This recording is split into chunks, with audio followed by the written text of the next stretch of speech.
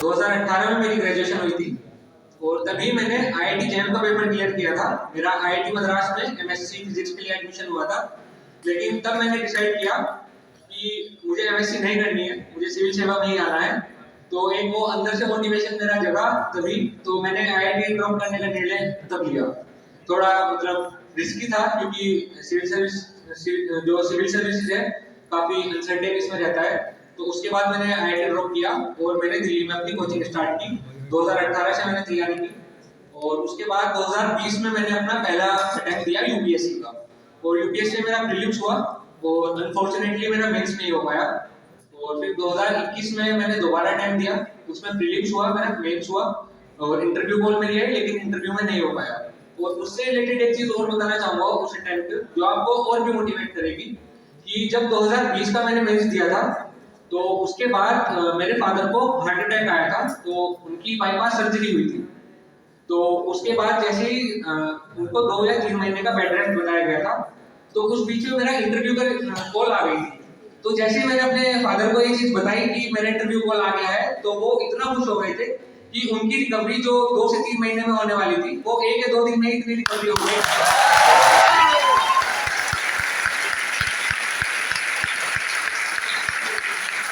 तो आप लोगों को केवल अपने लिए नहीं करना है, आपको अपने पेरेंट्स के लिए भी करना है। जैसे कि स्मृति ईरानी मैम की मदर बैठी है, तो आपको अंदाजा लग सकता है कि हमसे ज्यादा अपने सिलेक्शन की खुशी हमारे पेरेंट्स को होती है। और अपनी जर्नी को मैं कंटिन्यू करूंगा। तो फिर 2021 में मेरा इंटरव्यू नहीं हुआ था यूपीएससी का। उसके बाद थोड़ा डिमोटिवेट में हुआ क्योंकि इंटरव्यू से मैं यूपीएससी के इंटरव्यू फेल होना बहुत मतलब डिप्रेसिव फेज होता है। उसके बाद फिर 5 दिन मेरे 2022 के प्रीलिम्स में बचे थे यूपीएससी के, और यूपीपीसीएस का प्रीलिम्स भी शायद 12 जून को था, एक हफ्ते बाद उसका प्रीलिम्स था।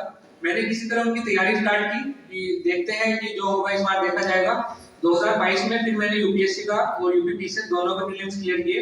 यूपीपीसीएस में मेरा वो पहला अटेम्प्ट था। तो उसके बाद यूपीएससी का मेरा मेंस नहीं हुआ था उस साल, लेकिन यूपीपीसीएस में मैं लास्ट ईयर नायब तहसीलदार के पद पर चयनित हुआ था और मैं वर्तमान में बिजनौर जनपद में एज अ नायब तहसीलदार कार्यरत हूँ।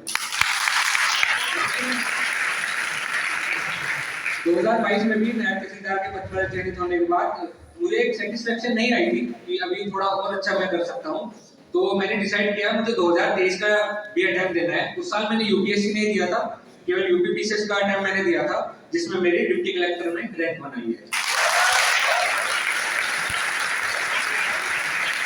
थोड़ा मैं बताना चाहूंगा कि आपको प्रिपरेशन करने के लिए क्या क्या चीज चाहिए। सबसे पहले तो आपके पास एक प्रॉपर प्लान होना चाहिए कि किस डायरेक्शन में हमको जाना है। वो प्लान, वो स्ट्रेटजी आपके पास होनी चाहिए। जैसे कि मैंने अपनी स्ट्रेटजी बनाई थी, मैंने 3 चीजों का यूज किया था। एक तो टॉपर्स की जो स्ट्रेटजी थी, मैंने कनिष्क कटारिया सर की और टाइप से जुनेद अहमद सर थी, उनकी स्ट्रेटजी को मैंने फॉलो किया। उससे जो मैं उनकी स्ट्रेटजी से पाया, अपने अकॉर्डिंग, अपनी अंडरस्टैंडिंग के अकॉर्डिंग, अपनी कैपेबिलिटीज के अकॉर्डिंग मैंने उनको नोट किया और अपनी स्ट्रेटजी बनानी स्टार्ट की। उसके बाद आयोग की तरफ से हमारे पास 2 चीजें आती है, एक तो सिलेबस और एक प्रीवियस ईयर पेपर। मैंने सिलेबस देखा, प्रीवियस ईयर पेपर देखे तो एनालाइज किया कि किस सब्जेक्ट से क्या डेप्थ में क्वेश्चंस आयोग पूछ रहा है। पहले तो यूपीएससी की स्टार्ट की थी, तो यूपीएससी का मैंने देखा कि कितने डेप्थ में क्वेश्चंस आ रहे हैं, किस सब्जेक्ट से ज्यादा क्वेश्चंस आते हैं। तो उसके बाद मैंने अपनी प्रिपरेशन स्टार्ट की। तो ये मेरा था कि एक प्लान के थ्रू जाना है। स्मार्ट वर्क और हार्ड वर्क का कॉम्बिनेशन मैंने रखा अपनी प्रिपरेशन में। और इसके बाद जैसे कि आप लोग ग्रेजुएशन में हैं, तो मैं आपको सजेस्ट करना चाहूंगा कि एक तो पहले ग्रेजुएशन के दिनों में ज्यादा सीरियस नहीं होना है पढ़ाई के लिए, थोड़ा एंजॉय भी करना है, क्योंकि ये कॉलेज लाइफ आपकी कभी आने नहीं वाली है। मैं भी अपनी कॉलेज के दिनों को बहुत मिस करता हूँ। इन दिनों में मस्ती भी करनी है और साथ साथ पढ़ाई भी करनी है। तो पढ़ाई में ये मैं बताऊंगा कि आपको एनसीईआरटीज करनी है। जो यूपीएससी की तैयारी कर रहे हैं वो ऑप्शनल अपना प्रिपेयर कर सकते हैं ग्रेजुएशन के टाइम पर ही, या जो केवल यूपीपीसीएस की तैयारी कर रहे हैं वो जीएस 5 और 6 के पेपर्स या जीएस 1 2 3 4 कुछ भी उन दोनों में से एक चीज कवर कर सकते हैं। तो एनसीईआरटीज ऑप्शनल और एक न्यूज़पेपर रीडिंग की आप हैबिट डालिए कि न्यूज़पेपर आप पढ़े, तो उससे आपको करंट के इवेंट्स और स्टैटिक पोर्शन भी दोनों कवर होंगे, तो उस चीज पर आप फोकस करें। दूसरा, आप एक अच्छा पीयर ग्रुप भी बनाएं जो आपको सपोर्ट करे इस प्रिपरेशन जर्नी में। तो आपका जो पीयर ग्रुप होगा उनसे डिस्कस करें डेली बैठकर कि क्या टॉपिक्स करंट अफेयर्स के चल रहे हैं, उन पर एक अच्छी डिबेट आप करें।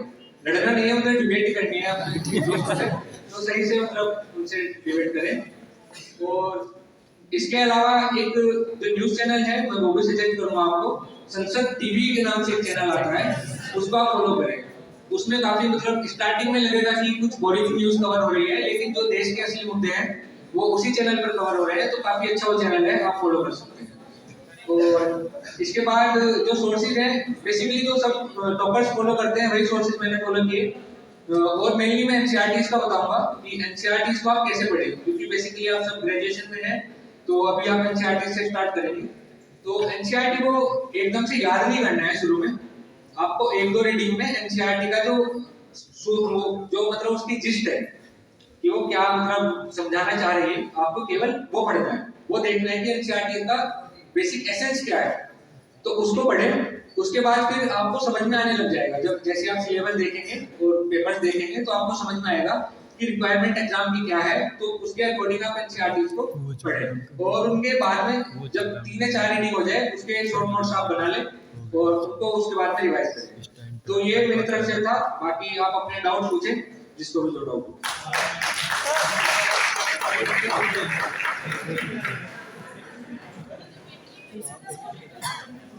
देखिए जब एग्जाम पास आता है तो एंजाइटी तो होती है, सबको होती है। प्रीलिम्स से मतलब मुझे तो बहुत डर लगता था, 3-4 दिन पहले नींद आनी बंद हो जाती थी मुझको तो प्रीलिम्स से पहले डर होता है। लेकिन इस स्ट्रेस को अगर आप मैनेज नहीं कर पाएंगे तो आपको सर्विस में बहुत दिक्कत आएगी। जैसे मैं नायब तहसीलदार हूँ अभी, तो मैं देखता हूँ जैसे किसी का पहले डाउट भी आया था, शायद आपका डाउट था कि एग्जाम डिफिकल्ट है या सर्विस डिफिकल्ट है, तो मैं 1 साल से सर्विस में हूँ एंड बिलीव मी कि एग्जाम बहुत इजी है, सर्विस से बहुत डिफिकल्ट है। बहुत स्ट्रेस आएगा, बहुत सिचुएशन झेलनी पड़ेगी, तो स्ट्रेस के लिए आपका ये है कि जो अंदर से मोटिवेशन है, जैसे मैंने बताया कि आपके पेरेंट्स के लिए आप करें और आप क्यों कर रहे हैं मतलब तैयारी, उसको आप मोटिवेशन बनाएं। जैसे कि आजकल ट्रेंड में चल रहा है कि रील्स में मतलब आईएएस ऑफिसर की एंट्री देख ली, इस सबसे मोटिवेट आप मतलब 1 या 2 दिन हो पाएंगे। जो आपकी अंदर की मोटिवेशन है, अंदर की जो आग है उसको मतलब जलाना है, और उससे ही आप मोटिवेट रहेंगे, तो वही स्ट्रेस जो और एंजाइटी है वो आप टैकल करेंगे।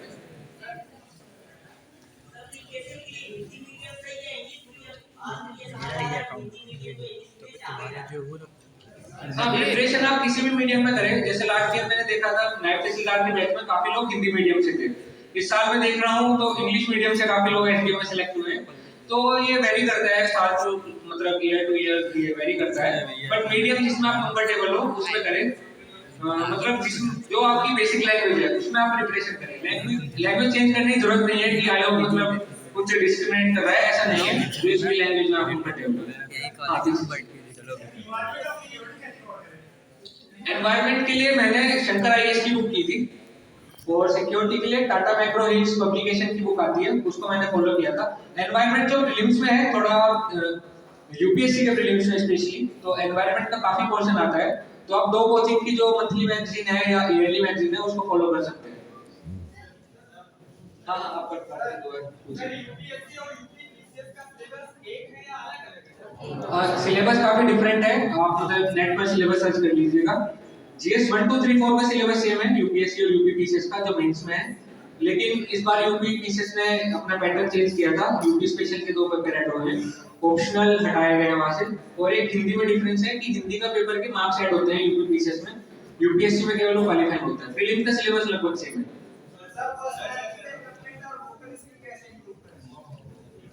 Repeat the question. हाँ, पर्सनैलिटी डेवलपमेंट आप जब प्रिपरेशन स्टार्ट करेंगे आपकी पर्सनैलिटी खुद सुधरती चली जाएगी। जितनी चीजें आप पढ़ेंगे आपके अंदर टॉलरेंस आएगी, मतलब अपोजिट जो व्यूज को जानने की, वो सबसे बड़ी पर्सनैलिटी डेवलपमेंट है। जब आप दूसरे के विचारों को सम्मान देंगे तो वो सबसे बड़ा आपकी पर्सनैलिटी डेवलपमेंट में हेल्प करेगा।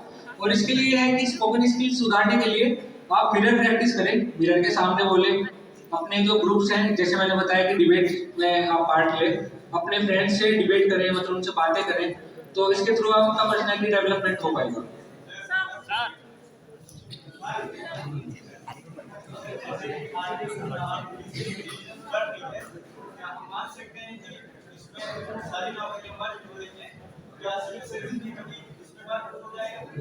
ये तो मतलब ऐसा सवाल है, इसका आंसर गवर्नमेंट ज्यादा अच्छे से दे पाएगी। बट आर्टिफिशियल इंटेलिजेंस भी हमारी हेल्प के लिए बनी है।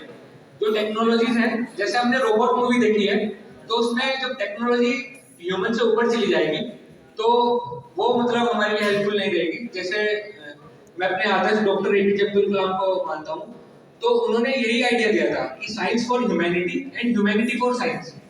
तो साइंस को हमें ह्यूमैनिटी के लिए लगाना है, तो आर्टिफिशियल इंटेलिजेंस भी हमारे लिए हेल्प करेगी। जब तक वो हमारे लिए हेल्प कर रही है तो वो हमारे लिए हेल्पफुल रहेगी। उसको अपने से ऊपर नहीं उठने देना है। इंटेलिजेंस, ह्यूमन इंटेलिजेंस का कोई तोड़ नहीं मिलेगा।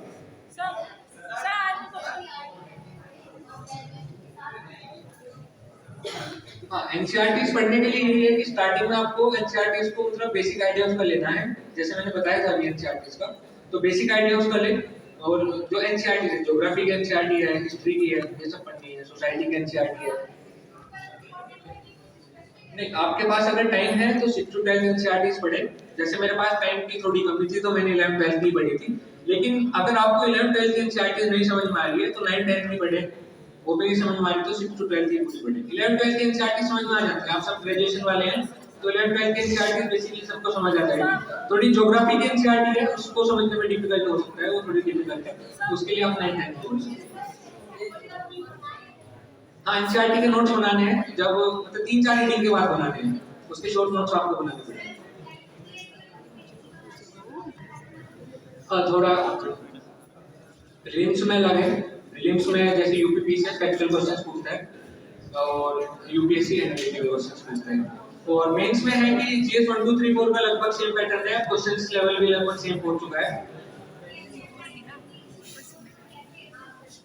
आंसर सेम रखे थे। मैं जीएस 1 2 3 4 में सेम आंसर जैसे यूपीएससी में लिखता था मैं, ऐसे यूपीपीसीएस में लिखते।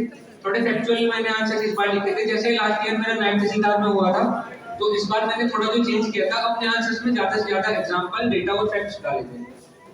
सर एथिक्स के लिए लास्ट में पूछे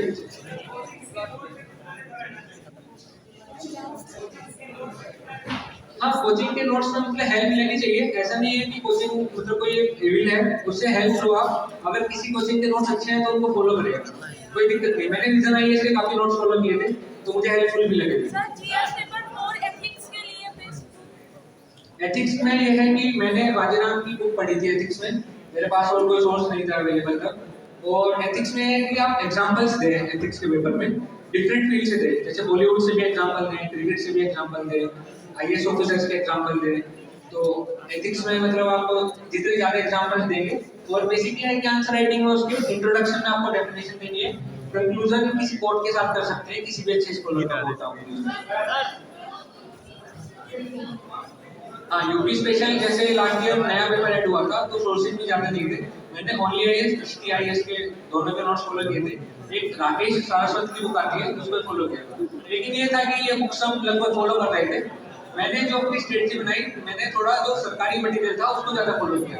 तो हाँ, जैसे 2000 जो 15 अगस्त था उससे पहले माननीय मुख्य सचिव जी का एक लेटर आया था, वो मेरे